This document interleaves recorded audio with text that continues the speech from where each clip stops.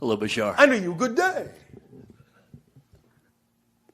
So a couple of years ago, I kind of went into this rabbit hole, if you will, of research for a project, and it got me obsessed with things that took my mind to a less than positive place, I guess. So it was fun to think about. Well, you chose to go to a less than positive place. I went there. No circumstance actually takes you there. You choose to go there based on your belief system.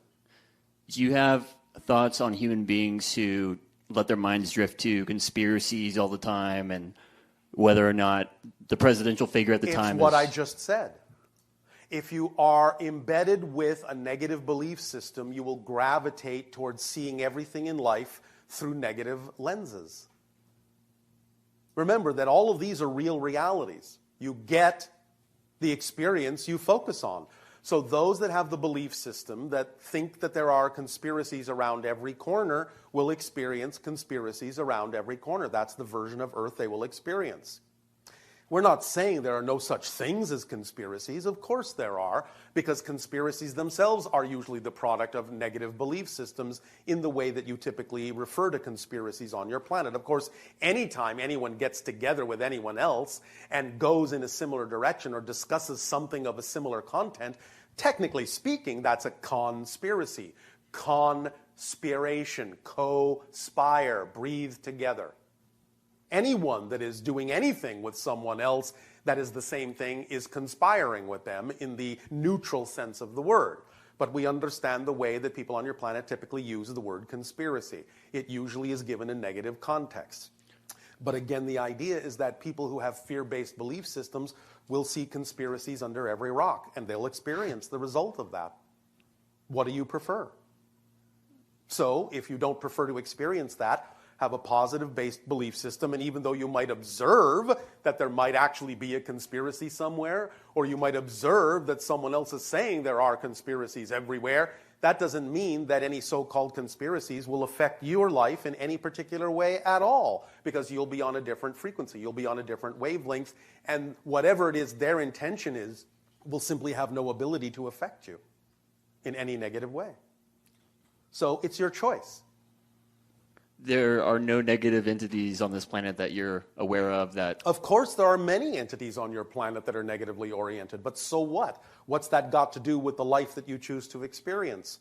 Why not simply exist on a wavelength that will make whatever it is they're doing completely ineffectual for you? So in that sense, you won't care whether there are negative entities here or there or anywhere, because they'll simply have no effect on you. Do you understand? The more you focus on the idea that there are negative entities, the more you become negatively oriented. In fact, that's actually what they rely on. Do you understand? That's the trick. The idea is that they want you to think they're more powerful than they are. And their power comes from getting you to believe they're more powerful than they are. So you give over your power. And thus, you are succumbing to the negative idea that they're perpetuating. But they don't really have more power than you do. They just want you to believe that they do. And when you believe that they do, then they do, because you give it to them. So don't fall for the trick. Don't get caught up in the idea that there may be negative entities. Of course there are. But so what? What's that got to do with the life you're going to experience? Nothing. Well, then, why bring it up? Thank you. Thank you.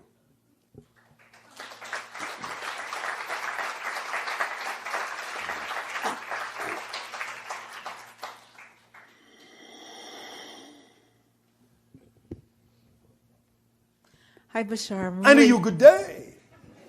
I'm very excited to be with you. We are very excited to be interacting with you as well. Thank you. Thank you. I was conversing with Source as I was parking to get here, and it was... Oh, all right. Yeah. And it was a very... Source is your parking fairy?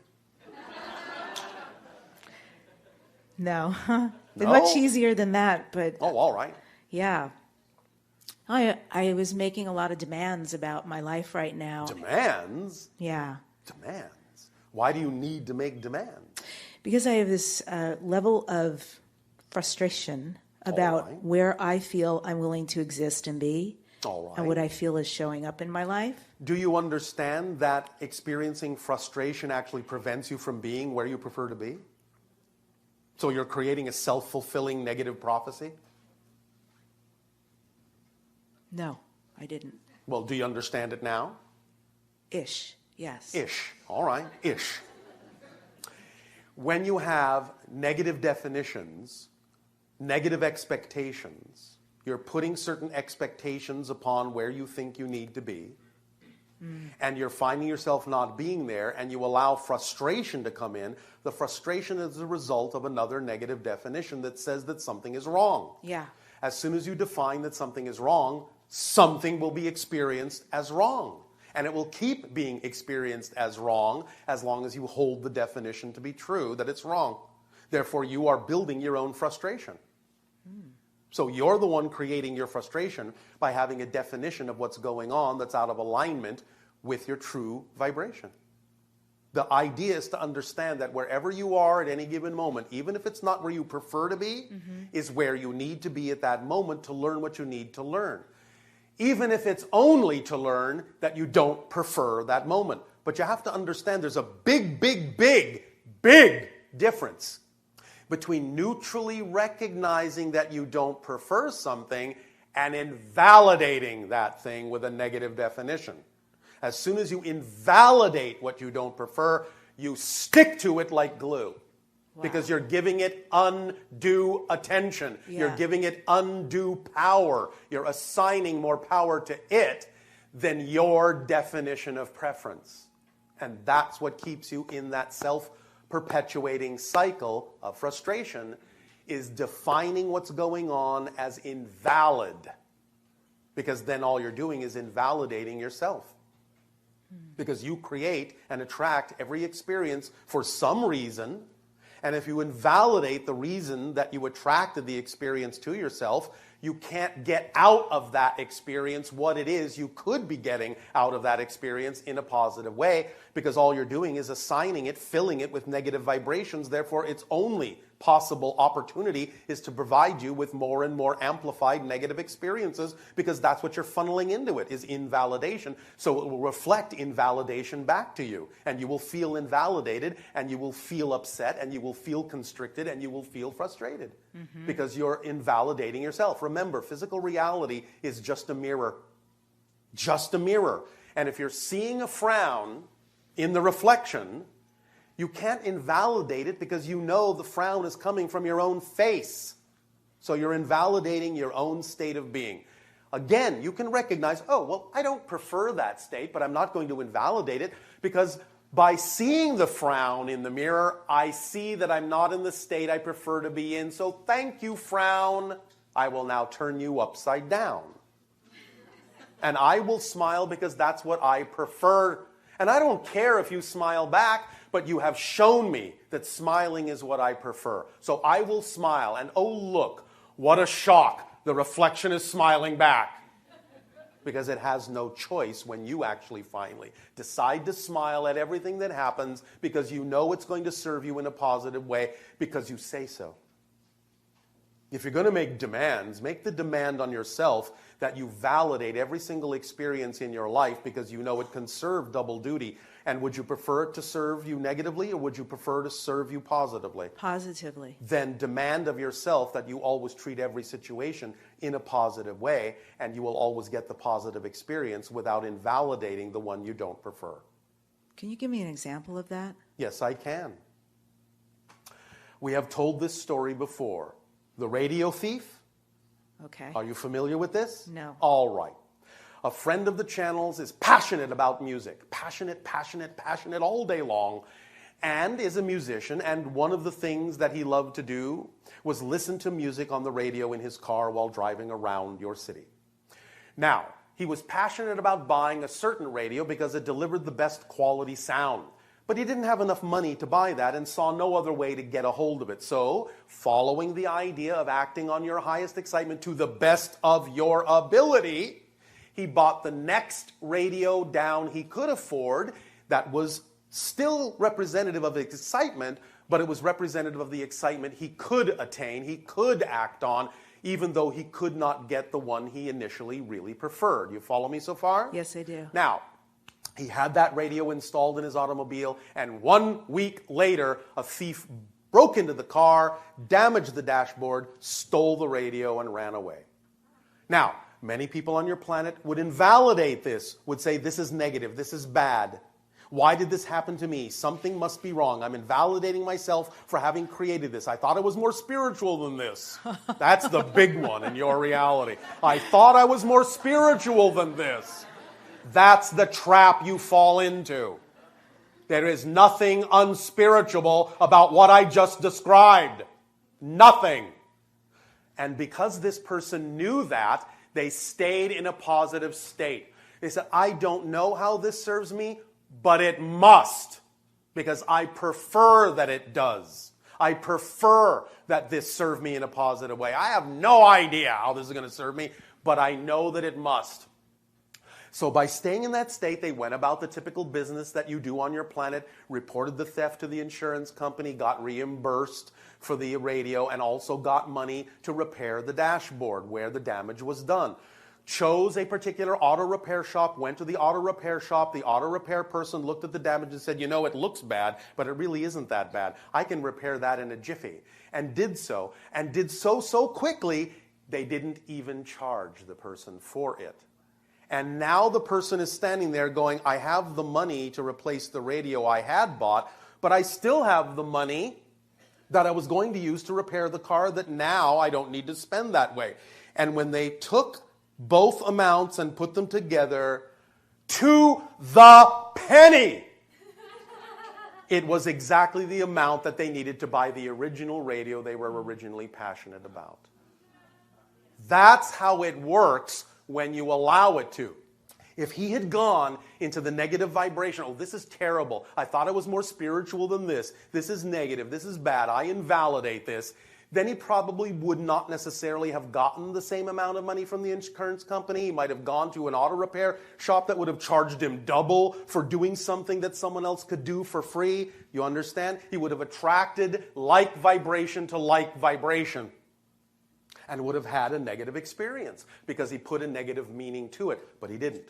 Put the positive meaning to it, and even though he couldn't fathom how it was going to serve him, it did. And it didn't matter what the thief's intention was. Didn't matter that the thief might have been coming from negative fear-based scenarios of being deprived and thinking that that thief had to steal in order to have, in order to feel powerful. Didn't matter what the thief's agenda was because it didn't affect the reality of this person who stayed in the positive state. Is that a good enough example for you? That was a gift. Thank you. And so are you. Don't forget that. Don't forget that. Everything that happens in your life is a gift. And if you treat it that way, you'll experience it that way and spend the rest of your life unwrapping presents.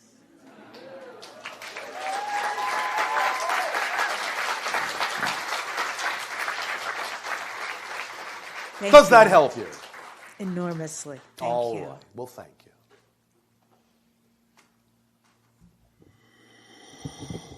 Anchor points are being established for the upcoming transmission from Epsilon.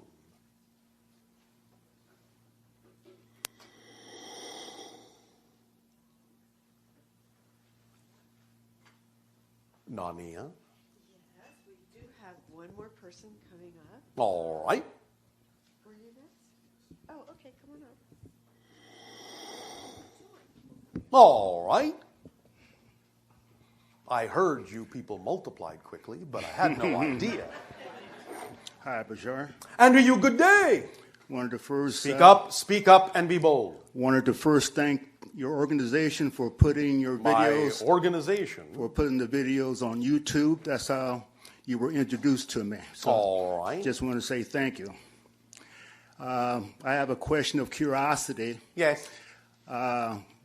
A lady before us asked you the question about angels. Yes. And my question is, and you said that angels were the first layer The first reflection of all that is. Yes. of all there is. So my question is, what's the next layers, and do they have definitions or names? The idea of a vibrational name does exist within them, and you can have a certain translation in different realities or dimensions. that doesn't mean that they necessarily refer to themselves that way. It might just be the way that they are translated in different realities from your perspective. So I'm not clear. So are there... In other words, what you call the idea of an archangel, Michael, doesn't necessarily refer to itself that way, but understands that that may be an aspect of itself relative to your dimensional interpretation of its energy. Okay, let me ask the same question a little different ways. Oh, all right. Okay, we have angels, we have souls, we have spirits. Yes. And so beyond those three... Well, you have oversouls as well. Okay, beyond the oversoul, what is there? Well, Going back to all there is. there can be many different layers of what you might still euphemistically refer to as oversouls. You can give these different levels any kind of a name you want. You can say it's a super soul. You can say it's a universal soul. You can say it's a multiversal soul. You can give all the different levels any names you want, but it just goes on and on and on and on and on in different variations and different frequency divisions until you get to all that is. Got it. Thank you. Thank you. Okay.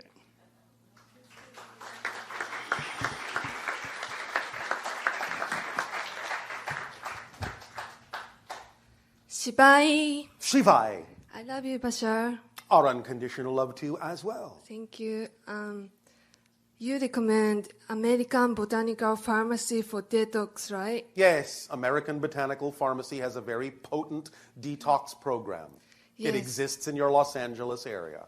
Yes, I love it. And so my family live in Japan. So do you have any recommendation detox company in Japan? Nope. No? You will have to do the research yourself. Okay. Or you can simply acquire what is from the American Botanical Pharmacy and take it to Japan.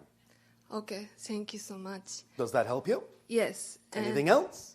And could you tell me about dragons? Dragon. Yes. Well, there are many levels to this idea. Some of this idea exists in a non-physical dimensional reality. Some of it has expressed itself from time to time in your physical reality. But generally speaking, the dragon is the symbol, the archetypal symbol of ancient wisdom of physical reality and power. Wisdom and power of physical reality, expressing yourself as fully as you can. It is similar to what we were talking about today in terms of being extraordinary. It is the idea of giving over that power and igniting your life through the fire of the dragon, through the power of the wisdom of your natural ancient beingness, connecting to the earth in a very profound way and yet soaring to the sky by living as your authentic self. This is the symbol of the connection, the ladder, the link between heaven and earth. Yes? Yes. It is also sometimes been associated to the idea of certain extraterrestrial beings, symbolically, because of the kind of power they exhibit. Not so much because of how they actually look, although there are some extraterrestrial societies that have interacted with your planet that are a little bit amphibian-like, a little bit reptilian-like, but sometimes they have expressed an association to this symbol because of that familiarity or similarity. But the symbol of the dragon itself is a more ephemeral and etheric one, a more ultra-dimensional one, more representational, symbolic one of your ancient wisdom and power and connection from heaven to earth, and the revelation of secrets and the discovery of treasure within yourself, within your being. Yes? Yes. Does Great. this help you? Yes, a lot. All Great. right. Then Thank you. go and breathe some fire into your life. Thank you so much. You are welcome.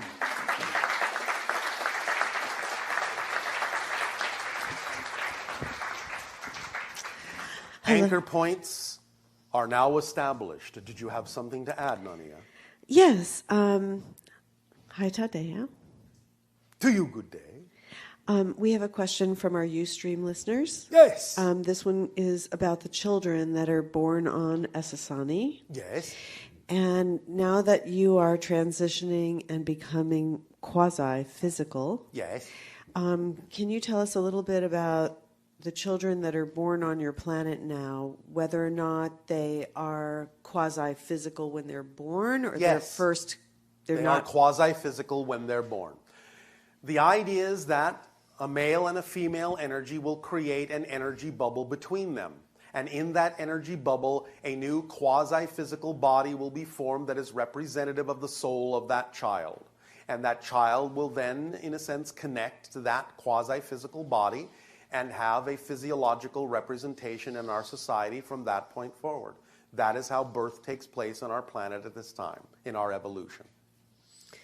Can you share a little bit about when a child is born on your planet, their relationship with their parents, and also their relationship with the other people in your society? Well, they do have, obviously, a slightly different relationships with what you might call their quote-unquote biological parents, because there is biology involved in the sense that the essence of the energy of the parents is involved in the creation of that energy bubble in which the child's body is formed.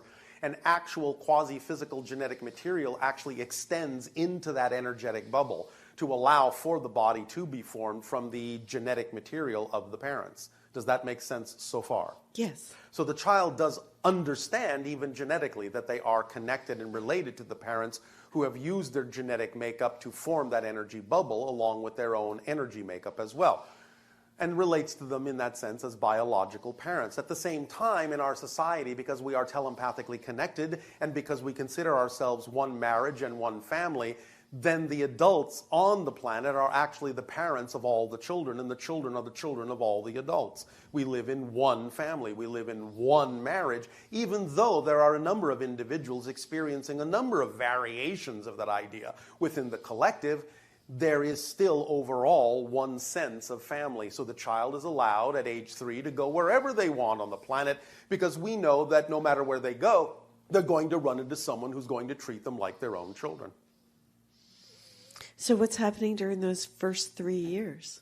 They are mostly with what you would call the biological parents and their immediate acquaintances, going on whatever adventures the biological parents are going on, following their own excitement, so that they are absorbing from the parents the guide that they need, the guidance that they need to understand the general matrix of the agreement that they have been born into in that particular setup. So the parents help fulfill, help reflect to the child, help the child know, and help anchor into the child in the physical reality the agreements the child made. They help reinforce those attributes in the child that will allow the child to explore their own excitement in the most stable and expansive way possible. Then the child is released with that knowledge, with that understanding, with that stabilization in place to go and explore and express their highest excitement in whatever way, shape, and form they agreed to when they chose that particular theme.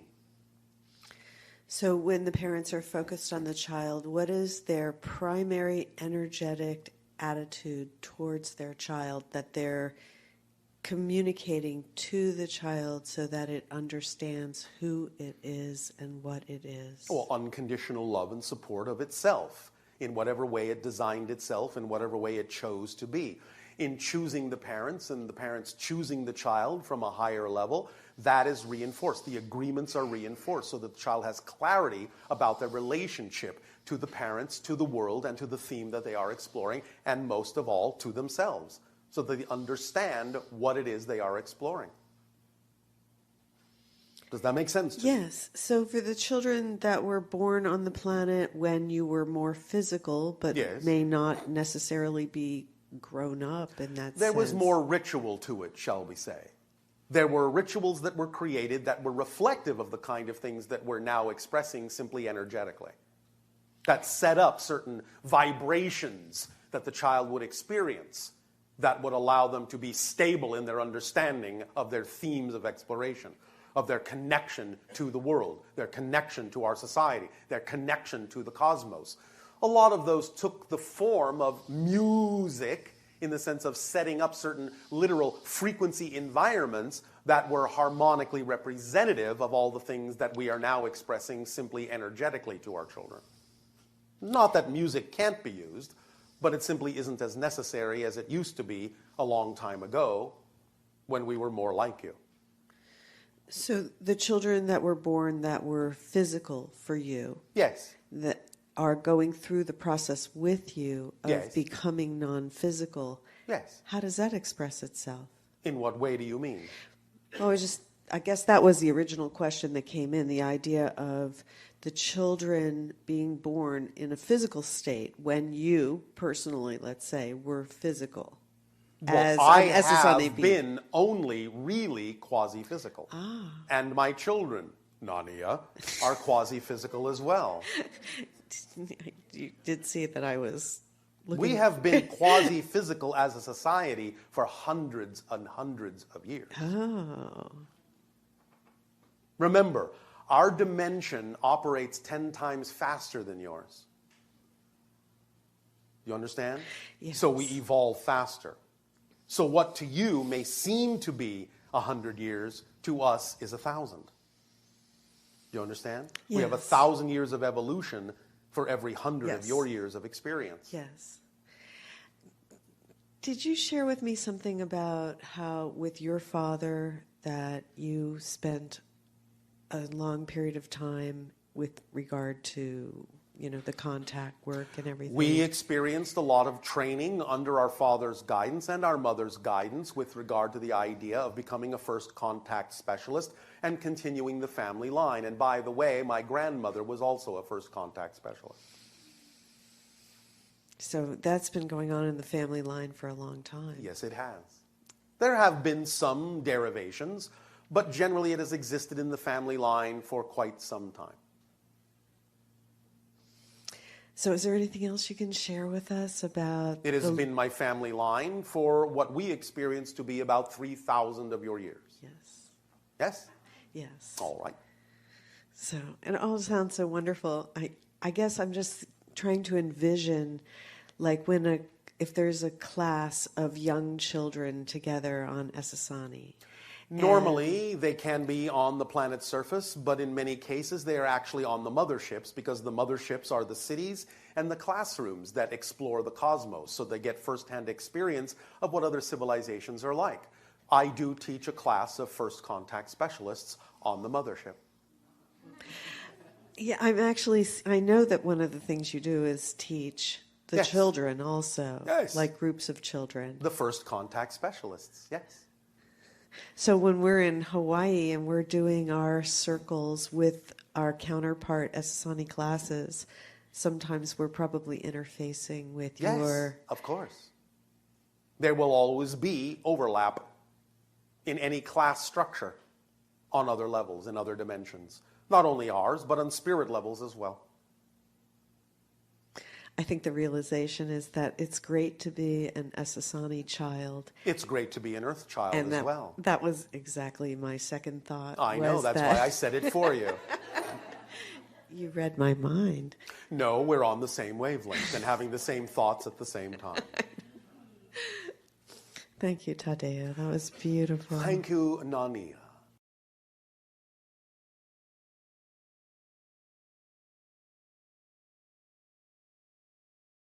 Coming from a higher dimension, a higher frequency of reality, can force things to the surface of your consciousness that you're not willing to face. And in that sense, what you're experiencing is the fear of yourself, the fear of your own power. Make sense? Yep. So we take this process slowly, cautiously, dispensing information to all of you to allow you to decide what to absorb, what to leave behind, and we take our cue from you when you are truly ready.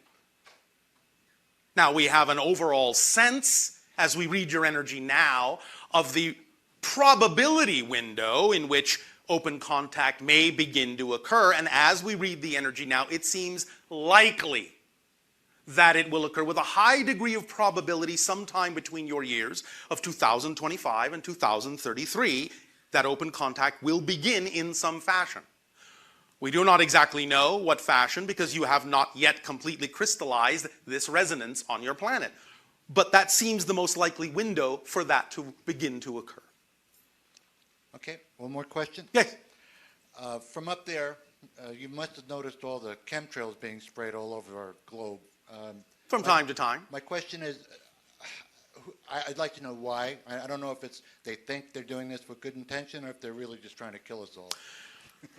they, in some sense, are under the misguided impression that they need to do certain things in a certain way to balance out the climate of your planet. But the idea is that they're actually putting a lot more poisons in the air because they're not necessarily using the substance that would actually work. Gold. Atomic gold? Yes. If they were to use that, it would actually balance out the climate of your planet with absolutely no ill side effects whatsoever. But because you value the idea of the gold in a completely different way, you hoard it in that sense and don't use it in these kinds of circumstances where it would actually be of benefit to your entire global climate pattern. Now, much of what you're experiencing is, in a sense, a natural cycle, although it has been exacerbated by many of the things that the people on your planet have done technologically. But the idea of warming and cooling cycles on your planet are natural and periodic. The idea, however, is that you can balance them out much more smoothly by approaching them with an appropriate form of technology, which you're not doing. So, in a sense, they sort of think they're trying to balance some of these things out, but like many of the things you think improve your life, they're highly toxic. Yes? Yes. All right.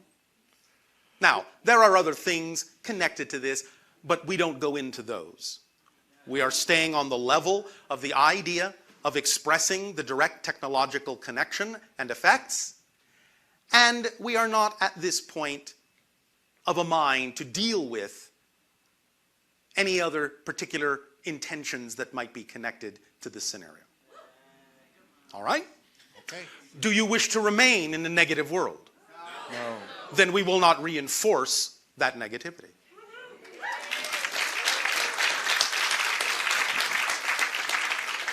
You see, this is a very interesting paradoxical use of power. The idea is that many people on your planet have a very strong control of information. They have first and foremost used that control of information to make it appear as if they actually control more than they do. So the idea is that when individuals, and again, it doesn't mean that you should not be aware that individuals may have negative intentions, but when many individuals go to the extremes of starting to look into what you call conspiracy theories, and they assign these powers, these abilities to do the things that you're all afraid they can do to these people, you are thus then giving them that ability. So the great, I'll just say it this way, the great joke from those people attempting to give you that impression is that the people that are attempting to be whistleblowers are actually their greatest advertisers. Because they make people believe that they actually have the ability to do more than they do. And that's the joke. So lighten up on yourselves. Don't give them the power, and you will shift your vibration to a parallel reality in which they don't even exist eventually. All right? That'd be very nice. That's how you change the world. You don't change the world you're in. You change yourself through your actions, through your knowingness, through your energy, through your behaviors, and you shift yourself to a parallel world that's already more reflective of the world that is representative of the change you've made in yourself. Does that help? Yes, it does. Then happy trails to you.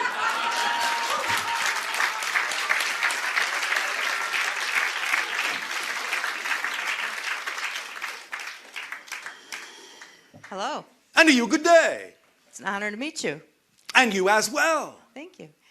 Would you talk to us about Jesus? Yes, I Because would. I have a feeling that he was misunderstood in his day. Very much so. Still misunderstood to this And day. the Bible, I'm thinking, isn't an accurate translation of what he was trying to Not teach always, us no. and tell us. No. Much of what, in that sense, that individual was teaching is very similar to what you are now understanding in what you call your metaphysical age. The idea is that simply people back then couldn't understand it. But to put it in a more fundamental sense, Yeshua, or as you say, Jesus, really did not intend in any way, shape, or form to create followers. Intended to create leaders. equals. Did not intend to create Christians per se, intended to let you all know you are Christ's. That's the greatest misunderstanding of the information. Does that make sense? Yes. All right. So much of what you're understanding today is the idea that that individual was teaching. Even down to the concept of how powerfully your beliefs create your reality, yes? Yes. Because did not, in that sense, at least to some degree, the Bible quote him as saying, it is your belief, it is your faith that has made the difference? Yes? And did it not also say that when Yeshua even went back to his hometown, because people there only knew him as a carpenter and did not believe in the things that other people said he could do none of those things in his hometown. And the Bible says so very clearly. You understand? Yes. It's all about the idea of your belief system. It's all about the idea of what you know to be true. It's all about your actions, all about your alignment. This is all that individual was saying, and that's what he meant when he said, I am the way. He meant, be this way. I'm the example. I'm the way. Be like me. Don't go around telling everyone how to be. Be like me. Make sense? Yes. Does this answer your question sufficiently, or is there some other avenue you wish to explore about this? All right. Well, it's kind of related to, I've had this pain in my neck, shoulder, arm for over a year, and I've been trying to let it go. All I right. release it, bless All it, right. let it go, and it's not going. All right. So Well, what how do I do that? specifically in your belief system is causing the pain in your neck? The MRI says I have a bulge disc. All right. And what are you going to do about that? You do understand that sometimes the idea of physical manipulation can be just as valid a permission slip as any kind of energetic work, yes? Yes. It's all about the path of least resistance that works best for you. And I've tried all kinds of things. And nothing's working. nothing at all. Sorry. Suggestions? No, you don't have to be sorry. First of all, when in your time frame did it begin? And what was going on in your life when it did? Over a year ago. Yes. I've got stress in my life. Everybody's got stress in their life. Oh, really? I don't. I want to be like you. Why do you have stress? Why are you stressing yourself out of alignment? Ha. Why? I'm guessing it was shortly after my daughter moved home again. And why is that stressful? We don't get along the greatest sometimes. Is that because she's too much like you? In some ways. All right. What is it about what she reflects to you that you don't like about yourself? I don't know. Sure you do.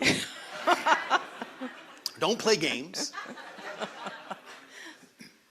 I don't know. As she was growing up, All right, well, what don't you approve of in her? she's a slob. Her room looks like a tornado hit it. Really? Yeah. And? You have never been one? No, actually, that's not one of my faults. I have plenty, but that's not one of them. Fault? A fault, is it? In my mind, I guess it is. Oh, all right, thank you very much.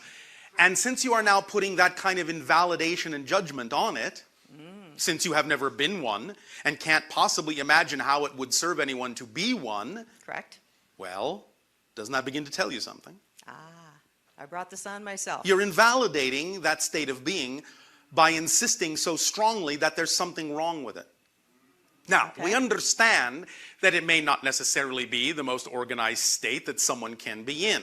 Nevertheless, it begins coming from you as a value judgment, or perhaps we shall say as a devaluation. Okay. So, rather than looking at it as something different that simply isn't your preference, you have, in a sense, actually labeled it as something wrong with her. Okay. Yes? Yes. All right. Therefore, if you label something in someone else as wrong, the only thing they can actually reflect back to you is the same thing.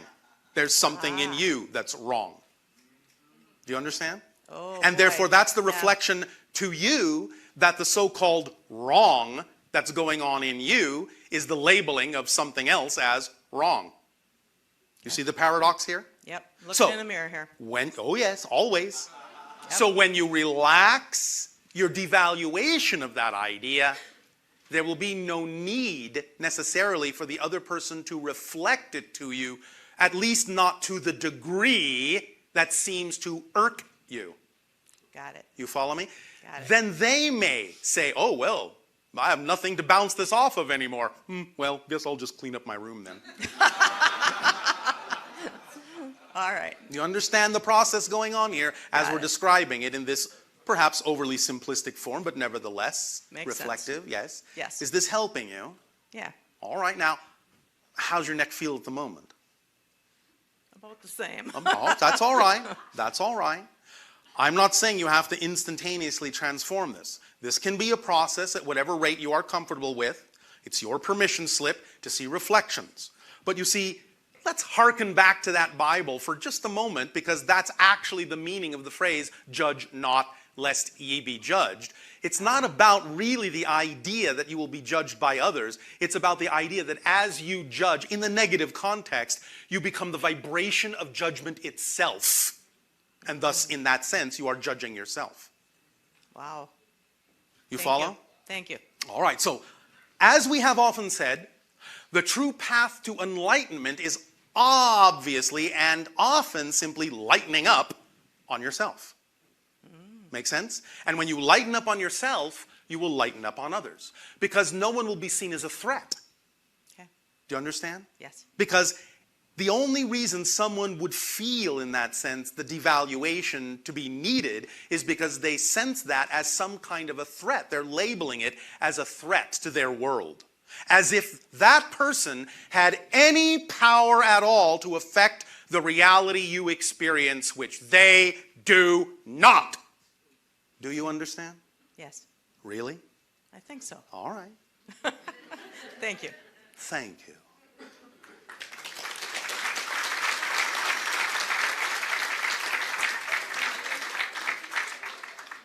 Bashar. And to you, good day. My question, actually, my questions began this morning, and then the Willa transmission actually was Yes. so direct with the questions that I had. Yes. They answered them, as well as I remembered a dream I had All right. 3 nights ago Yes. of the coyote fox Yes. figure with that came to me. All right. Well, you may And- have already been thus then picking up on the energy. Yes. As you say, ahead of time, but not really ahead of time because everything is concurrent. Okay, and then she raised her hand, and there was an eye in her palm. Yes. And so I have a couple questions. One, what that means, but also, when in this first contact experience, are we individually picking up on certain individuals within your experience? Maybe. Or Maybe is not. it more of a general? Maybe. A generalization. Maybe. Depends on the person. You have to take it on a case-by-case basis. Every individual is different. What they will pick up on will be relevant for them. Sometimes you'll pick up on a generality. Sometimes you'll pick up on a specificity. It just depends on that particular moment, that particular person, in that particular energy state. Okay. Case by case. So for us to integrate, is it just really about trusting whatever's coming, or is there anything in particular to focus with? Because it brought, for me, it's a Well, little, you can focus with whatever permission slip you wish. Okay. Does it need to be more complicated than that? no. Are you sure? We know how many of you love to complicate things. So if you want to add more complexity, by all means, go ahead. We understand that sometimes one of the greatest difficulties your people have is allowing things to actually be simple. But it is that simple. Do you need anything else? You have to ask yourself that question. Is it just this? Or is it this and that and that and that? It's up to you, really, completely up to you to decide what you need to allow it to be so. Yes? I guess trusting at that level of experience is new to me because it's... Oh, it's no. Did you not hear what we said about not having to learn to trust? Okay. The level is the same. The level of trust is the same for everything you trust in. It's 100%. Okay. There is no different level of trust. It's just what you're putting your 100% trust in. Okay. That's the thing. That's the difference. So if you have decided that you're putting your 100% trust in something you don't prefer, that's out of alignment with yourself, that doesn't resonate with you, then decide what else to put your trust in. And that's what you will experience. It's not about levels of trust. I'm trusting in the adventure and the exploration of it all. All right. And when you behave like you know that to be true, it will be experienced as true. Because remember, knowingness and behavior are synonymous. Okay. It's even above and beyond the idea of belief. When you know something to be true, you just do it. You don't think about it. It's like having walked across the room to the microphone, yes? You just knew you could do it, so you did it. You didn't go, well, there's that microphone over there. I think I can walk over to it, and I believe I can walk over to it. And I believe my foot will move, and I believe my next foot will move. No, you just knew you could do it, and you did it. That's the difference. Knowing is synonymous with behavior.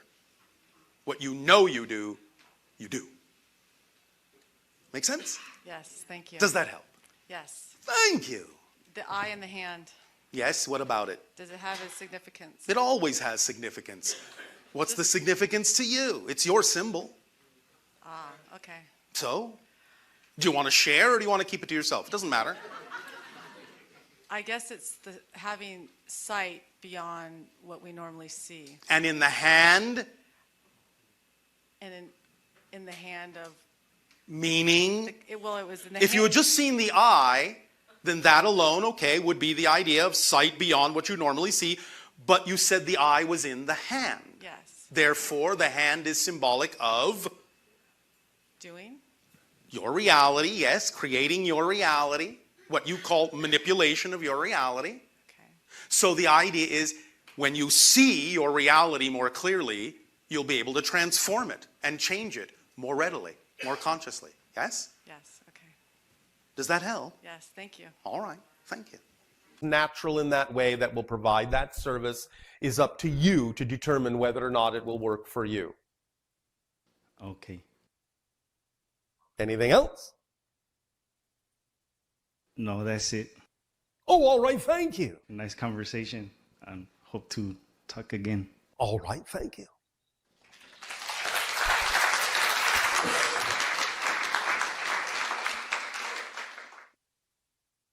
Good day, Bashar. And to you, good day. I had a question regarding something you mentioned last night about... Yeah, speak up, speak up. About humans activating now more of their original DNA.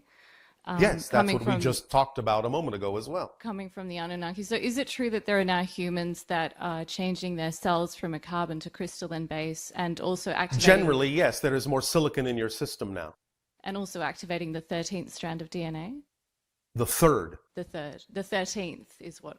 The 13th is on a non-physical level. Right. You are making more connections to the idea of the non-physical form of DNA, but in terms of your physical reality, you're only capable of actually manifesting physically 3 strands of DNA.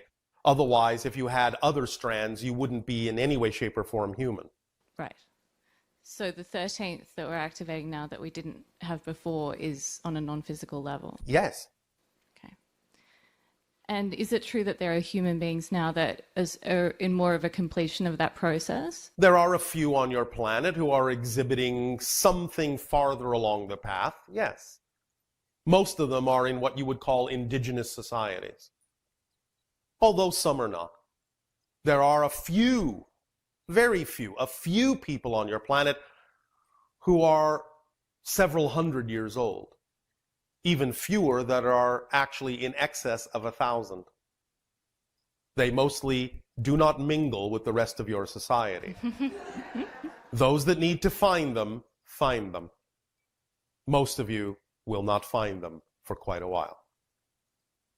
Nevertheless, they are acting as anchor points, holding the energy for all of you, knowing that you are heading down similar paths or not, but that those that are will be guided by the beacons that they are in radiating certain frequencies into more and more and more of yourselves.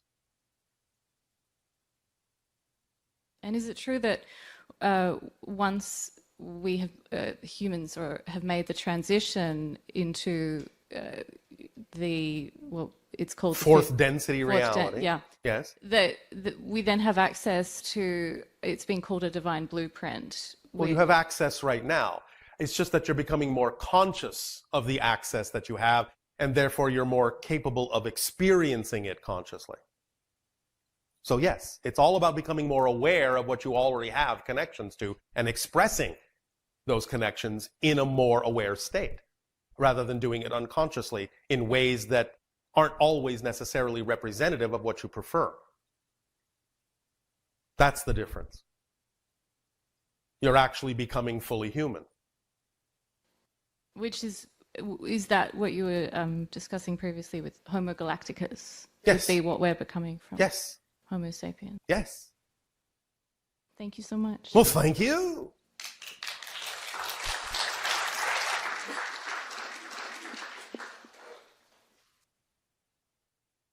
Bashar.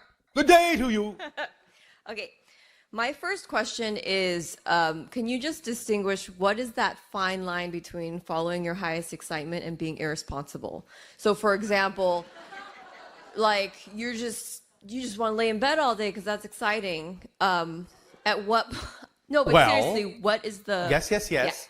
The fine line is based on your ability to discern more clearly the difference between an action taken that is really representative of excitement and an action taken based on anxiety that is being disguised as excitement. So the more you can tell the difference between excitement and anxiety, the more you are willing to not be in denial about a fear-based belief that you may be holding on to, the more you are willing to allow all your beliefs to be conscious and not unconscious, the easier it will be for you to tell the difference between an action taken out of anxiety, which would usually then express itself in some way, shape, or form that might be akin to irresponsibility, and your ability to actually act responsibly, your ability to respond, responsibility, in the idea of alignment with your true self. So you have to have honest self-evaluation and more conscious awareness of any definitions within you that are out of alignment with your truth, and when you do that, you'll know the difference. Okay. You have to also look holistically. Yes? Yeah. This is what we're saying, is the whole picture. It's not just about you.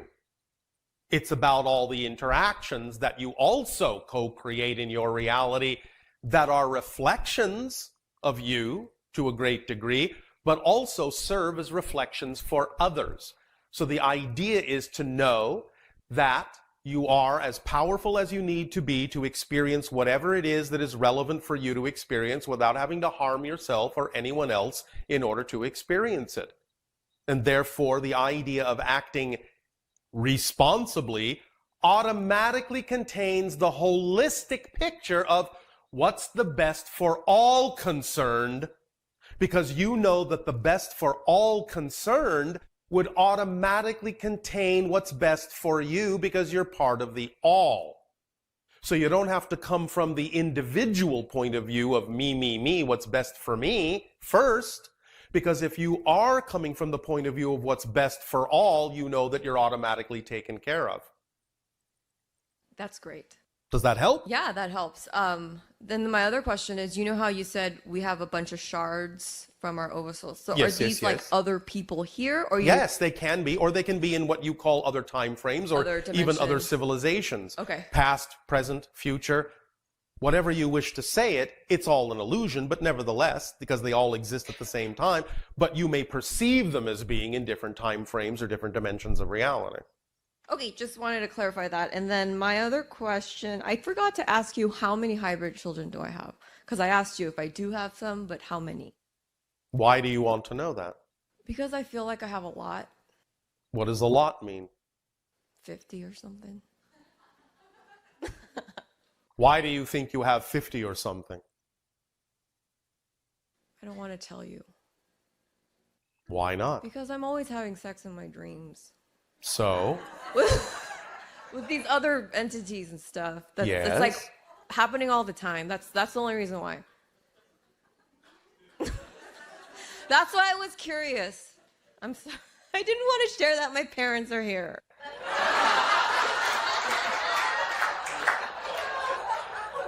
And yet you did anyway. So now your secret is out. Now you are going to be known as the space slut.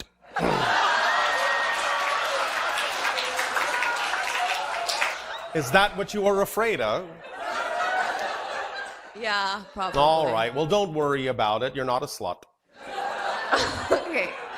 But that's why I was curious. Like, I'm like, if that's happening all the time, I wonder It's how not many... that it's happening all the time. It's that you are simply allowing yourself to remember the times that it has happened. But you are allowing yourself to stay in that state and not progress beyond it for some reason. You're getting stuck in the memory of when it did happen, but not going beyond it. So you're replaying the moments that it happened over and over again, making it seem as if it happened more often than it did. Oh. You understand? Okay. So you need to go beyond the idea. What would stop you from going beyond the idea?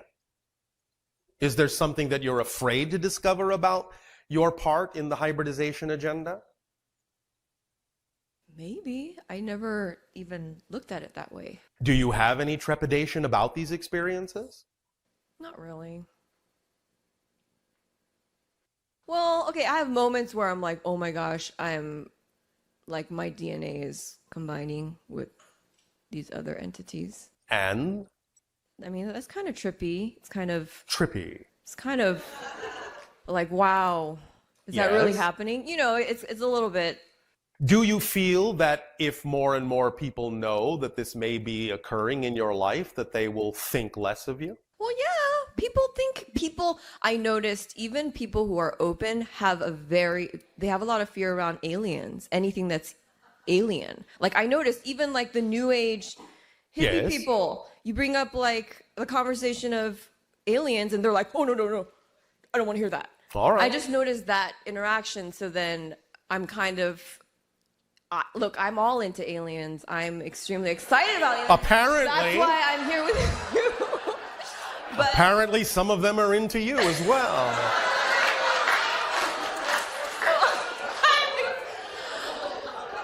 I'm very excited about it, but... I guess so. Yeah. But...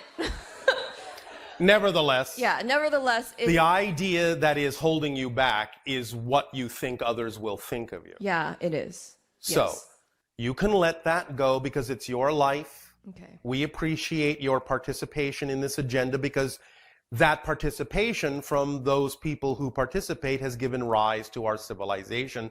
So we appreciate and thank you for your part in welcome. helping to create who we are. You are welcome. The idea, again, is that many people will still hold on to fear in their relationship to the idea of extraterrestrial beings. Yeah. And some of this is part and parcel of the idea of the fears they're holding on to within themselves that when exposed to a higher frequency come to the surface and force them to face those ideas that they're not ready to face. So it's not even that they're actually that afraid of us. They're afraid of aspects of themselves coming out. Yeah, I agree with that. Yeah. Then really there's nothing for you to be afraid of because you know you are in a place where you can see that the fear that they may choose to sometimes project on you really has nothing more to do than the fear they have about understanding more of themselves. That helps. Sometimes all right. It's okay. So does this help you? Of course, you always help me. Oh, all right. Well, you always help yourself, really. But we are happy to help you help yourself. Well, thank you for helping me help myself. Oh, all right. You're welcome. And then my other question... One moment. 15. Oh, okay. It's not 50. It's still a lot.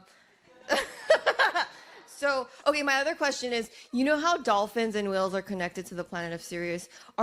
Do different animals have other connections like that? Like, for example, dogs or cats? Dogs are also somewhat connected to the idea of the vibration of the Sirius vibration because you call the constellation the dog star. Oh, yeah. What about cats? Cats are another story. Cats are strongly connected to the processes of Orion. the processes of Arcturus. There are some connections to Sirius, but there are connections to other dimensions and realms, some of which you don't even know about yet. Ooh, no wonder they look more alien, like their being is more alien. Yes, it is. In more ways than you know. Can I ask you about my cat, about like her and I, like our Yes, connection? Like, do we yes. have connections in our past lives? Because I feel Well, like, you know past lives is an illusion. I mean, not in But I other understand dimensions. what you mean. In other dimensions. You do. Most of you have connections with animals in other dimensions. Okay, because she's very evolved. I feel like she's more evolved than. All the animals are more evolved than you all are. Well, no, I'm saying more evolved than other animals. More evolved than humans. Well, I know. The That's idea, a given. in many ways, is that's because they're specialists, not generalists. Oh. So they exhibit all of their intelligence in a specific focus. All they need to be is a cat. Do you understand? Yeah. And therefore, all their intelligence goes into being a cat. So they don't have to always think the way you do, know the things you know, because you're a generalist as a human. That's your definition. So they exhibit a very high degree of intelligence. All animals do, because all they have to be is what they are. And they are specialized in that way as reflectors for you. That doesn't mean they don't have their own understanding of their own lives and their own purposes and their own choices, but what they are is highly focused. And therefore they exhibit all of their intelligence in that expression. And they don't need to generalize it. Although some... Hi, Bashar. And to you, good day. I'm very excited to be here. We are excited to speak with you as well. What would you like to discuss? For the last 4 years, I've been heartbroken over this guy and Heartbroken over this guy. over a guy, yes. Yes. And Heartbroken about what? well, he doesn't want to be with me, but sometimes Then why he would does. you want to be with him? Why would you want to attract somebody in your life that doesn't wish to be with you? What well, are you every doing time to yourself? I stop thinking about him, then he comes into my life again. To test you, to see if you're willing to give up your power to something that isn't what you prefer? And yet you keep swallowing the bait? Yep. Why are you doing that to yourself? How about being heartbroken over what you're doing to yourself? I think I am. I know you are. But I just what? get really emotional about it. Of course you do, because you are feeling the result of what you believe to be true about yourself. But you can't wallow in the feeling. You have to get in touch with what you believe to be true about yourself to understand what it is you're doing, what it is you keep choosing to do. Okay, well, I mean, I think probably I believe that I'm not lovable or something like that. But even if I know that, I'm not sure how to change that idea. Well, let's examine it more specifically. You may be aware of the fact that you believe you're not lovable, but you haven't gotten down to the root of why that seems logical for you to believe. Why does that seem believable? That's another belief system. Why does it seem believable that you're not lovable? Because Yes. the people that I love don't love me. The people that you love don't love you. But again, all you're doing is repeating the pattern in that statement of attracting reflections of what you already feel to be true about yourself, which means you don't love yourself. So what else could you possibly attract if that's how you feel about yourself, other than people who will reflect to you your inability to love yourself, which is what they're doing. And You can't be surprised by that if you don't love yourself. That's what you would get. I'm not surprised by it. I'm just not sure how to change it. I am telling you how, but you're not really paying attention to the idea. Okay. Understand that if you know you don't love yourself, I'm asking you another question. Why would you buy into that as being true, that you don't love yourself, or that you can't love yourself, or you're not worthy of loving yourself? Why would that seem logical to believe in? Because of a feeling, I guess. Nope. Because Sometimes of a I love belief. myself. Sometimes I Sometimes, do. like when? Give me an example. When I rock climb and I feel When like you I rock get climb. into the gamma state. All right, and in that state, you can feel that you love yourself. Yes. So let me ask you a very important question. Okay. What's the difference that you're making in your definitions between loving yourself when you rock climb and other circumstances in your life? What difference are you making there in the idea of who you are in different situations? I feel powerful and I feel like I can trust myself and why can't you bring that to other circumstances in your life? What beliefs do you have that say, I cannot feel this and know this same thing to be true in this situation, even though I feel it in this situation? What difference are you defining there to be between the two situations? I feel, okay, so... Stop saying you feel. I know you feel. Okay. But what are you defining to I be have true? a definition that to Yes. be lovable, Yes. you have to prove yourself materially. What does that mean? Make a lot of money, just Why do you believe that to be true? because Do you believe that to be true? no. Not really. but the people that I love believe it to be true. So what? You're not them. They're not you. They're not living your life. Why do you have to believe as they do? It just seems true. Why do you have to believe as they do in order to respect yourself? In order to love yourself, why do you have to believe as they do? Do you understand that if they are imposing that kind of a belief system on you, that they may think they love you, but it's not love that they're expressing, it's control? Do you understand that by accepting what they are imposing on you as a belief system, that is not love? Therefore, you think that by going along with their beliefs, you are being loved, but you're not. You're just being controlled. That's not love. So you're under the misguided misassumption that buying into their beliefs means that they're loving you. No, they're not.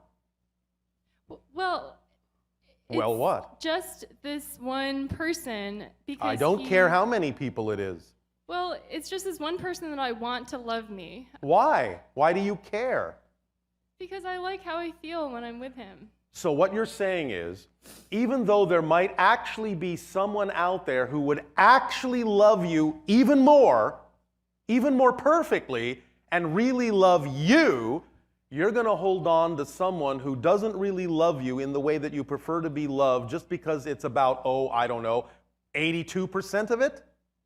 That's enough? You're going to settle for that and block the passage block the arrival of someone out there who might actually be able to love you 100% for who you are? Is that what you're actually willing to do to yourself? Just because you think you can't attract someone else any better than this? Is that what you're saying? Nod your head. I don't think I can attract someone better unless I'm better, and I feel like I Exactly. have to make more... And I have exactly. And when you allow yourself to recognize that someone who exhibits 82% of the traits that you prefer isn't the person that you prefer, you will then allow him to get out of the way and allow the other person to come in. You're the one blocking love from your life. That could be there because you're not willing to be strong enough to know that you deserve better than just some of it. Do you understand? Yes. Some of it is not what you prefer, yet you're holding on to it because you don't believe anything else can come in. And the reason it doesn't come in is because you're blocking the way with someone who is only partially what you prefer. You're the one jamming the lanes. Let him flow off. Let him flow by, because whoever does show up, you won't care who it is, because they will feel correct. Let me ask you a question this way. Have you ever had any other relationships before this one? Yes. Well, how did this one come about if you didn't let the other ones go? Okay, right. Thank you. Obvious, isn't it? So what's so different about this? All you've done is attract to yourself something to test yourself to see if you're willing to put up with something that is a half measure, as opposed to standing firm in what you know to be true for you, that you prefer, and letting your life flow that to you. You're actually willing to shortchange yourself. Why? If it happened before that you let someone else go their way because something more came in, what's so difficult about doing it again if you understand that something else can come in if you don't block it from doing so? Just like it did before. I feel like I'm getting too old. Oh, how old are you? I'm 30. I beg your pardon? 30? Yes, but on this planet, that's Ah, kind no, of no, old. no, no, no. No. Excuses, excuses, excuses that are not real. You have a saying on your planet that is very wise. Yes? Fear, F-E-A-R, false evidence appearing real. Yes? False evidence appearing real. The fact that you're 30, the fact that you're on Earth, the fact that a lot of people say, well, that biological clock is ticking, you'd best marry soon or you're going to be a dried up prune, is absolute nonsense. Now, yes, we understand there's a collective consensus reality. There are certain things that you've agreed to with the collective consensus that you all abide by that are general, very general truths for a lot of you. That doesn't mean that every single aspect of that has to apply to you individually. And if you simply allow yourself to really fully be yourself, then whatever it is actually needs to be in your life, that is relevant to be in your life, will be in your life, because it cannot be not in your life. When we talk about, again, excitement being a complete kit, that's what we mean. Everything that's relevant will happen. There is only one exception to this. You've made all your agreements, you've made all your appointments. If you don't worry about them, you'll keep them. The things that need to happen will happen in perfect timing by the agreements you've already made in this life and before this life, about this life. The only way to miss your agreements is to spend your time and energy worrying you will miss the agreements. That's how you miss the timing. By spending time and energy worrying you'll miss your timing. That's the only way to miss your timing. If you don't worry about missing your timing, you cannot miss your timing. Okay, I understand that. Maybe you do, and maybe or you don't. I've we'll heard see. you say that before. Yes. Question. Yes. Aren't there multiple or infinite realities? So yes. the agreements and the appointments and whatever, aren't they different across all the different Some are realities? very slightly different and some are massively different, but you still get to choose which one you prefer. That's how you fit into the niche and the path that is you, by being your full self and knowing that whatever has to unfold that is relevant for you as a unique consciousness and a unique perspective will be exactly what you need to get a reflection of the fulfillment that you create in your state of being. So the other versions of me, then they're not really me, right? No, they're not. They're other people entirely. Okay, I wondered about that. No, does that answer that question? I'm going to ask a question Yes. that's kind of related. I've been working. I feel very bad because I Yes. work for my father, and I Yes. feel like, you know, I didn't Yes. get like a independent job, and he's So been what? supporting me to create a website. It's a social media site. I've been working. Yes. Does hard. that excite you? It does really excite me, but there's something about it that is just been driving me crazy. So Oh, such as? How exciting. What a lot drives of you fear, crazy? Fear. Fear about what?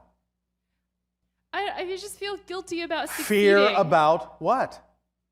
You feel guilty about what? About the possibility of succeeding. What is success? Being yourself. If at first you don't succeed, redefine success to be that definition that works for you. No one else will have the same definition of success. Or I guess I'm scared of failing. It's one or the other. What is failure? Not being yourself. That's it. Do you really have to be yourself 100% of the time before you're successful at being yourself? No. No, you do not. But here's the paradoxical irony. When you're okay with not being your true self 100% of the time, you are being your true self 100% of the time.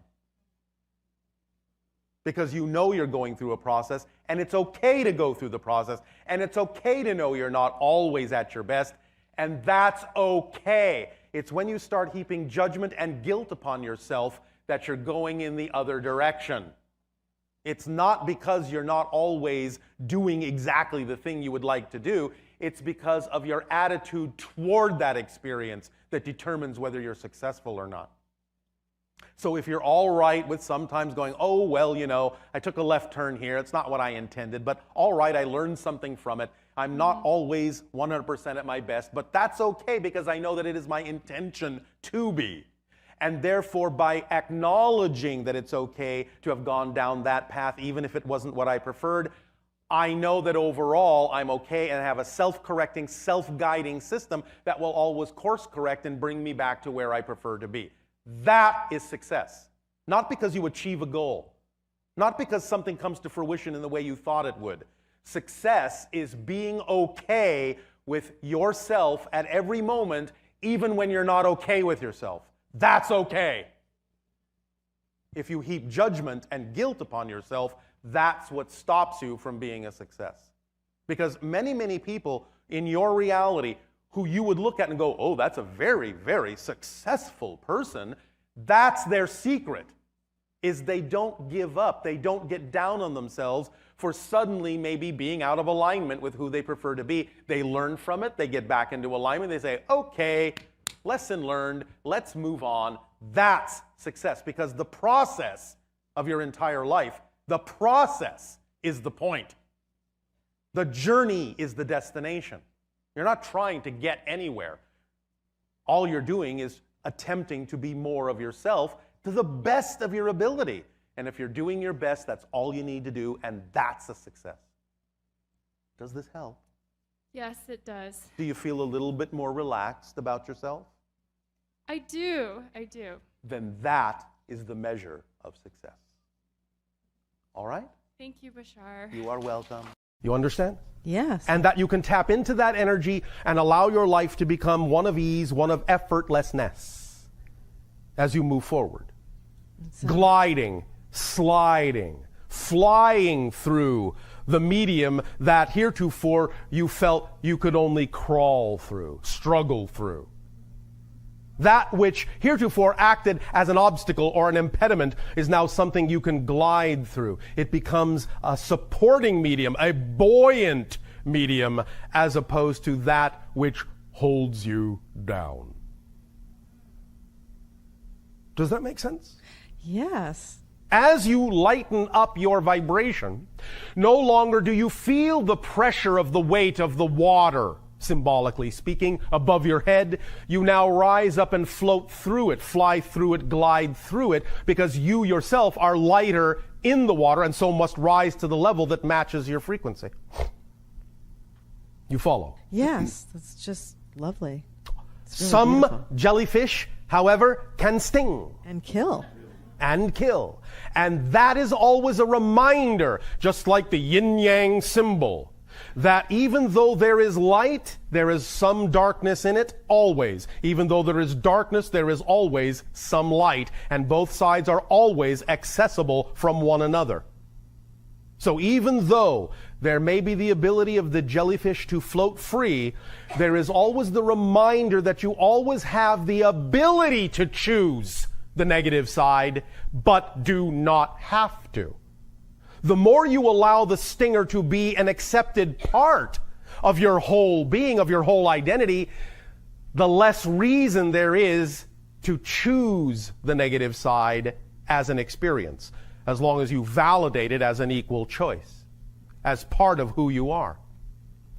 Does that make sense? Yeah, that's just wonderful how that really represents the darkness and the light and how we're always at choice. Yes. Of course, there will always be those who would prefer peanut butter and jellyfish. They like their things sticky. Thank you, Bashar. Good day, Bashar. Andrew, good day. Well, I'm very excited to talk to you. Oh, well, thank you. We are very excited as well. All the time. And, well, yes? I suppose I feel very much like a child. You are. I know. Especially in comparison to us. That is not meant in a derogatory way. We only remind all of you that while some of you complain and feel that you are very old or are running out of time and that you have no time to accomplish what you wanted and oh, woe is you, that you are all actually quite young and can accomplish anything you want in timing if you stop worrying about time. So, my child, do continue. Well, I find myself... oh, good. Congratulations for finding yourself. Well, frequently experiencing that, playing the part of the wounded child. Aww. And I experience a great deal of pain Yes. and anger. And what is it about the pain and anger that works for you? Because I guarantee you, if you didn't have a belief in you that the pain and anger worked for you on some level, I guarantee you, you wouldn't have it. Well, you wouldn't hold on to the beliefs that perpetuate it. I think it's because it's telling me that I'm not being myself. Yes. Pain is the result of resistance to the natural self. So why are you resisting being the natural you? Is there some fear involved in letting go of the old ideas and allowing yourself to be who you truly are? Because that's the only reason why you would hold back from being your true self and creating pain from the resistance of doing so. You see, this again all comes down to the idea of the mechanism of motivation. You only all have one mechanism of motivation. You all, always, without exception, immediately choose the reality that is in the direction of what you believe gives you the most pleasure and automatically move away from the reality you believe gives you the most pain. Automatically. Therefore, if you're actually experiencing a choice that have a label on the alternative that actually makes the alternative seem more painful than what you're choosing now, even as painful as it is. Because as soon as you labeled the new reality as less painful, you would automatically move in that direction without hesitation. So the hesitation only comes from the fact that you may have a belief system or a definition or a label about the change you say you want to make that somehow deep down actually makes it seem more scary than staying with the familiar thing you're already experiencing, even though it's no longer comfortable for you. Does that make sense? Yes. Yes. So what is holding you back? What fear, what label, what definition is holding you back from being who you prefer to be? Can you name even one? That's a very good question. Oh, thank you very much. We have been known to ask them. Let me help you. The idea of being in pain, being in fear, is that if you are in pain, if you are in fear, use it to your advantage. Don't suppress it. Don't diminish it. Let it expand. Become even more afraid. And say, let my imagination hit me with what the worst possible thing could be if I actually allowed myself to be who I prefer to be. What is the worst possible thing I'm afraid might happen? Actually ask for the scenario to come into your mind of what the worst possible fear you have might be, and then you will start to illuminate what the belief system is. So what's the worst possible thing you imagine might happen if you actually allowed yourself to be who you prefer to be? Name one thing. Come, I know you have it in you. That's such a difficult question. No. No? No, it isn't. But it shows you that the reason it is experienced by you as difficult is because of the degree of pain you have associated to the thing you wish to choose. Let me put you in touch with another simple example. I'm not saying this is your case, but it may give you an illustration to help unlock. I understand. All right. So, the idea is that in your reality, many times individuals are raised with contradictory belief systems that then become at odds with each other. A classic example in your reality is the idea of money. On one hand, many times your parents in bringing you up will say, in order to be successful, you have to make a lot of money. On the other hand, society will say, love of money is the root of all evil. Well, if a person grows up with these contradictory belief systems and gets to a point where they have to make a decision as to which way to go, they will have this tug of war within their consciousness that says, well, I would like to make a lot of money and I would like to be successful, but I don't want to be a bad person. Because they have made the connection that to have abundance is to be bad. Now, you can look at that, and if you discover that you have that kind of a belief system, and you can identify it for what it is and make it transparent, then you can recognize the fallacy in linking those things together. They are only linked in your unconscious mind. Once you bring them into conscious recognition, you can break that link just by identifying that the belief is there. Because once you identify that you have this belief that making a lot of money is a bad thing to do, you can recognize from your adult perspective that that is quite a ridiculous belief to have. It may be real while you have it, but you don't have to have it.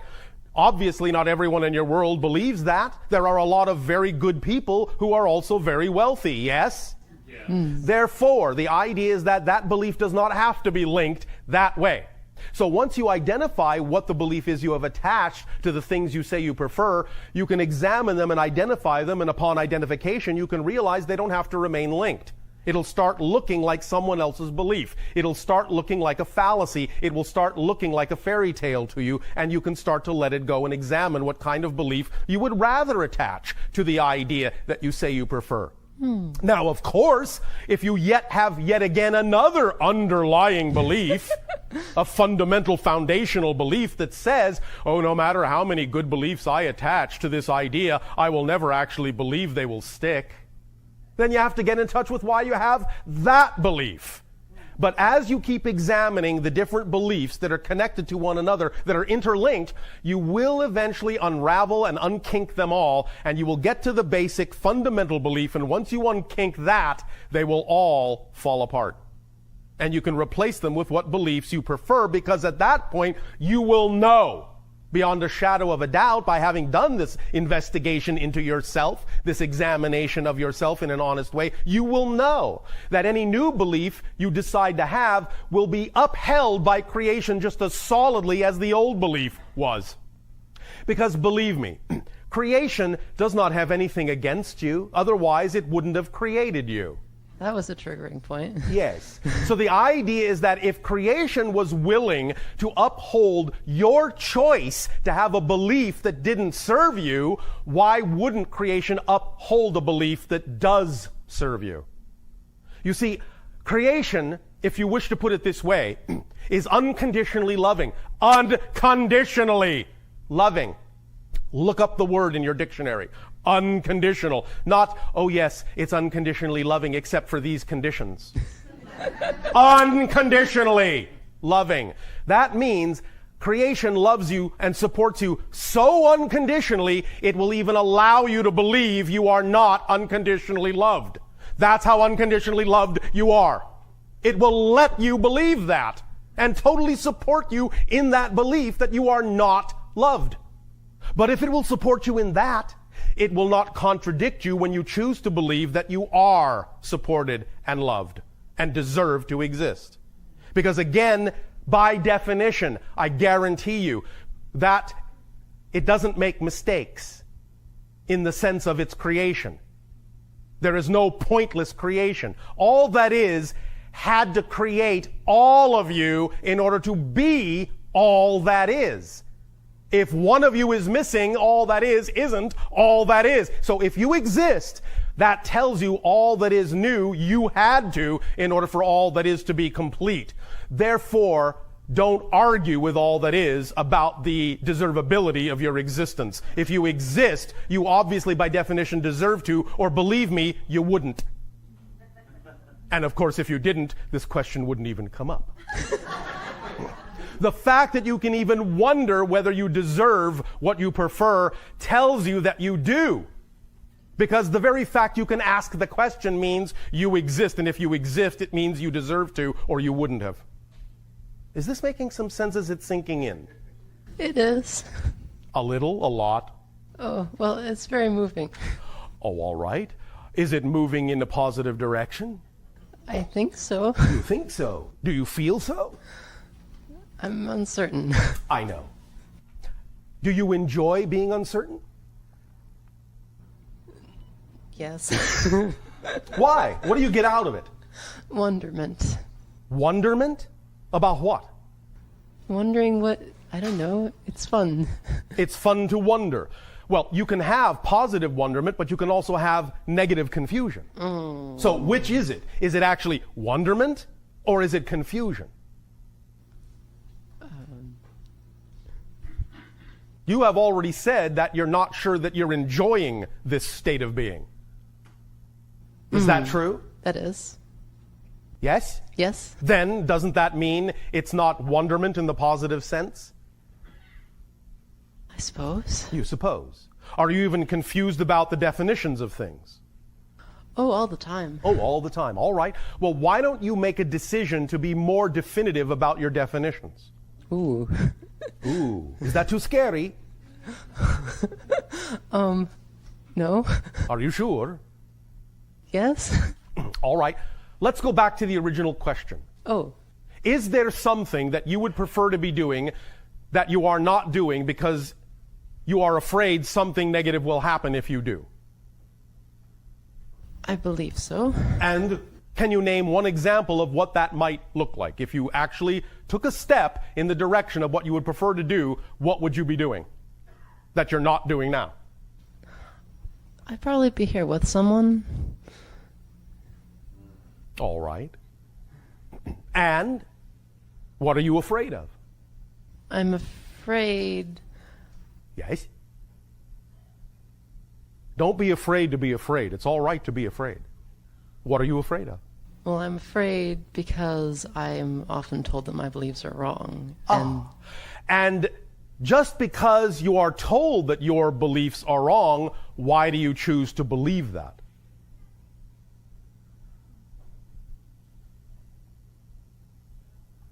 Because I trust the person telling me. Instead of yourself? Yes. Why? Oh. What do you get out of giving your power away like that? Ooh, that's something that's often brought up. Well, I wonder why. Oh, I think that comes back to the child part. All right. Well, do you wish to continue to be? It's for you to decide to smile first. You understand? Yes, I do. So if you define the experience you're having as compression instead of depression, you'll understand that it is actually a very natural response. To when you cannot find the answers out there, you go to where you know they are. In here. Yes. So you withdraw, you collapse to the 0 point, the neutral point. And when you thus then from that neutral point redefine yourself and finally know what the answers are that you seek, you reemerge, you re-expand as literally, not metaphorically, literally a new person. You understand? Yes, I do. And so, when you go through that compression and then go out to the expansion and are a new person, that means that that person has a completely different vibration and a completely different reality in a completely different parallel universe. Do you understand? And that means that that person has a completely new history and a completely new future. Completely. Literally. Make sense? It does. Now, the only question is, are you willing to believe it?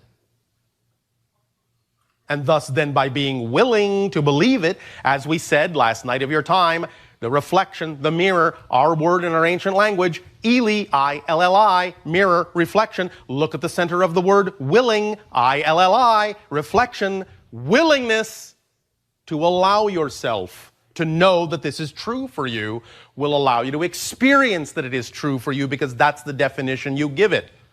Why will it show you that when you give it that definition? Because there is absolutely nothing in existence that can contradict you.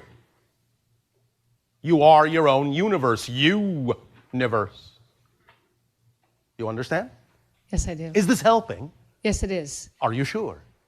I'm working with it. Oh, all right. Is that fun? Yeah. Oh, all right. It is. Thank you. I'm trying to absorb it. You are what? I'm understanding it. It's sinking in. All right. I want to ask another question, and you might have already answered it. We will see. Higher. Yes, higher. Suggestions of going higher. And I mean, I pray. Excitement, joy, love, creativity. Okay. You understand? Yes, I do. Passion. Those vibrations. Excitement, passion, love, joy, creativity, happiness.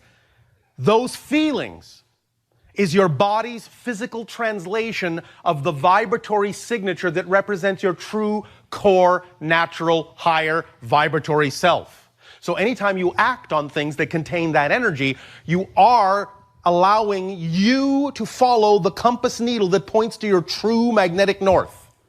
You understand? Yes, I do. That keeps you on the path. That's why excitement is the thread you need to follow, not how it looks, not the form it comes in. The idea is that does it contain the highest excitement? Is it the most exciting thing I can act on with the best of my ability at this time with no expectation of what's going to happen? If the answer is yes, do it. Even if it seems not connected to anything else you think it's supposed to be connected to. Excitement is what lets you know it is connected. And it will lead you to every other circumstance synchronistically that also will allow for more expansion of your excitement and give you the ability to see the opportunities because you cannot perceive what you're not the vibration of. So if you're not already that state, if you're not already willing to be happy just because that's what you prefer, you will never be capable of actually seeing the opportunities a happy person would see. They'll be invisible to you because only a happy person can see opportunities that are on the happy level. You understand? Oh, yes. It's just physics. Really, really, it's just physics. It's all resonance, it's all vibration, it's all frequency. That's all it is. Match the frequency that you prefer. Express it in whatever way it represents itself in your physical reality, usually, as we say, as excitement, passion, joy, creativity, love, so on and so forth. Make sense? It certainly does. Does this help you? It certainly does, and thank you very much. Thank you.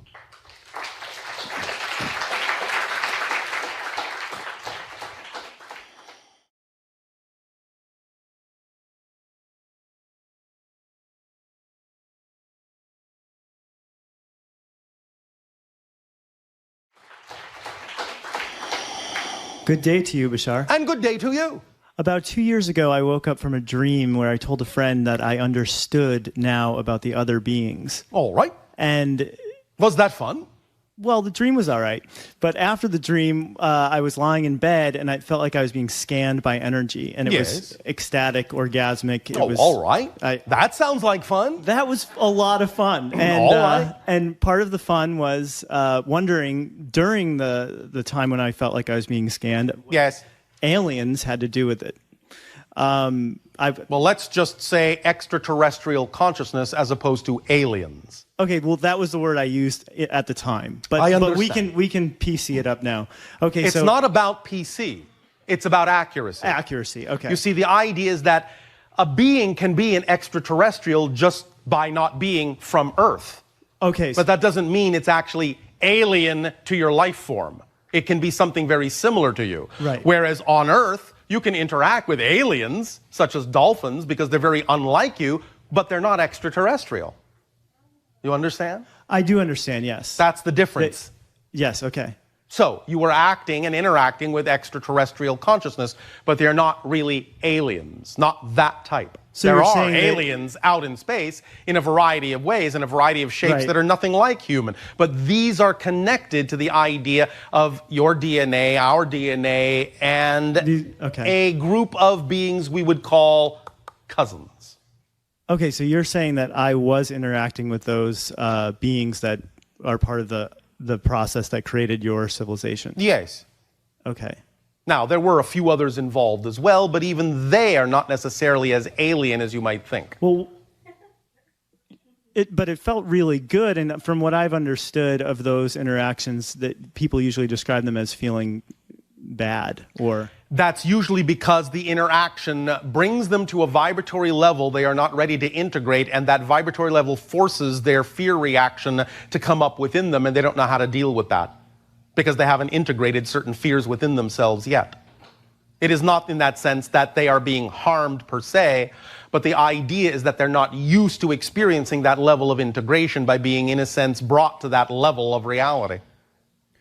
So was the purpose of my interaction to be part of that hybridization process, or was there something else involved? There are many things involved.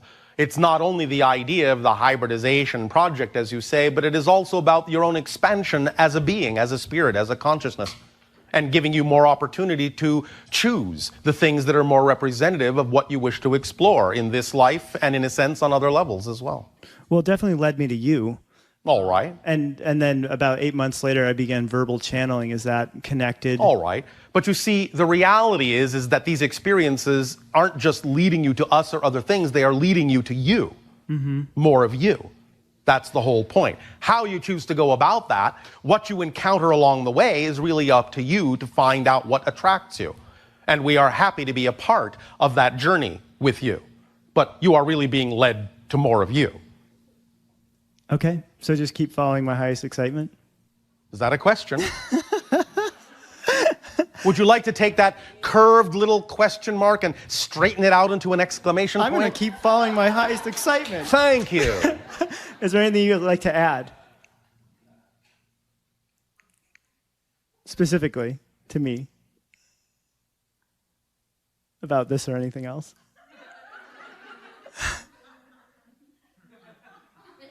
Is that a question?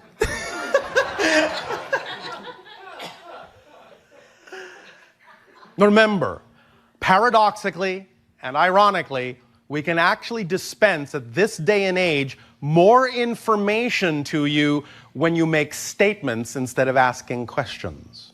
Because questions close doors, statements open them. And when you open the doors, we can see through them and help guide you to that information.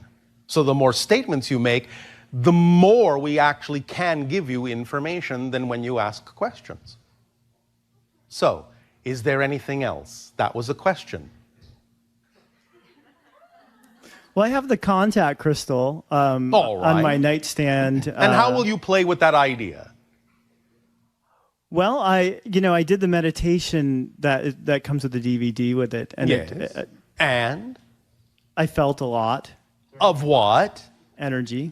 In what way? Well, my arms moved around involuntarily. Oh, all right. things And like so that. you say then you will apply this in your life. How? How will you apply the energy you have received from that experience in your life? In what way, in other words, are you inspired to do things in your life with that energy? Well, I like feeling the energy. I do that often. Well, feeling it is all well and good. How will you apply it in physical reality?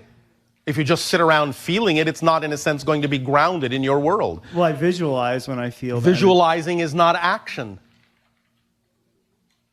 How will you act this energy out in your physical reality, thus grounding the vibration in your physical experience? It isn't sufficient in that sense to simply feel or visualize things. Yeah. You must complete the circuit by actually behaving the energy out. So what actions does it inspire you to actually physically take? I do workshops. I verbally channel at workshops. And All right. Walk in nature. And All right. Anything else? Receive a lot of massages. All right. Whatever thus else you find this energy inspires you to do as a behavior, allow yourself to do it and don't hesitate. All right? Okay, thank you. That's what we have to say. Ha'atu. Ha'atu.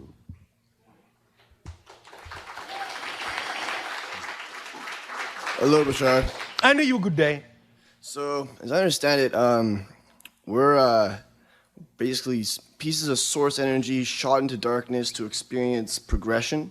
Well, that's one way to express it, yes. Okay, well, after you hit the fifth density, time sort of melts away. Well, yes. So how do you experience progression without time? You don't. That's the point of experiencing space-time, so that you can experience progression, so that you can experience change, so that you can experience creation and transformation. On those higher levels, things just simply are, instantaneously just are. And there is no real progression in that sense.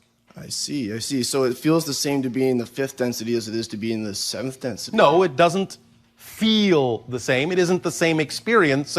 Nevertheless, the idea is that the similarness is that there is a timelessness to what is experienced. It is not experienced as a progression. It is just experienced as what is from a different point of view.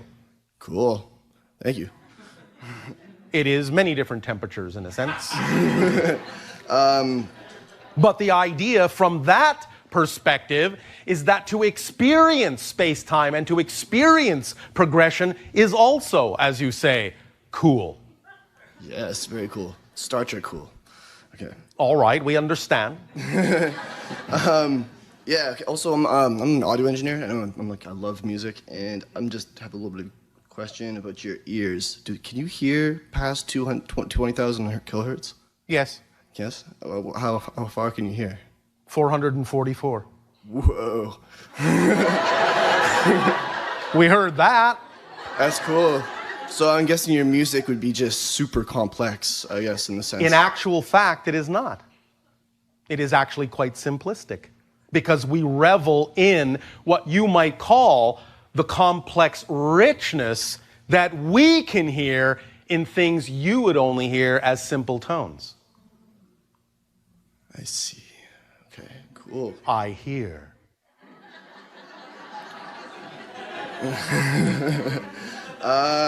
Okay, well then, are there planets that war on other planets out there? There are other civilizations that do have forms of warfare, but we have not really encountered too many. Okay. I was kind of thinking that if they're advanced enough, they'd probably be kind of more peaceful, right? In general, yes. The idea is that some of the limitations that exist in your world and those other few worlds are not that common. Cool. All right. Also, can I experience ascension if I'm drunk? Can I ascend if I'm drinking? If you are actually intoxicated, no. Okay. Thank you. Thank you. Okay, one more. I experienced the idea of being ADD. Very ADD. I have a very lazy mind, and I take. Are you sure? I don't know. I think I am. You think you are. My degree of knowingness hasn't been You mean honest. your mind is sharp enough to actually create the illusion that it's not sharp? Could be. I don't know, but I rely on this drug called Adderall to make me sharp, and it makes me focused. It allows me to accomplish tasks very quickly, as opposed to... And do you find that this works for you? I do. All right, then that's your permission slip for now. You might eventually allow yourself to change to another permission slip, but you have to absolutely and utterly believe that the other permission slip will work for you in the same way or better. But you can do that, but it's up to you to decide that that's possible for you. Very cool. All right. Thank you. Thank you. And I would, in that sense, define ADD as added dimension.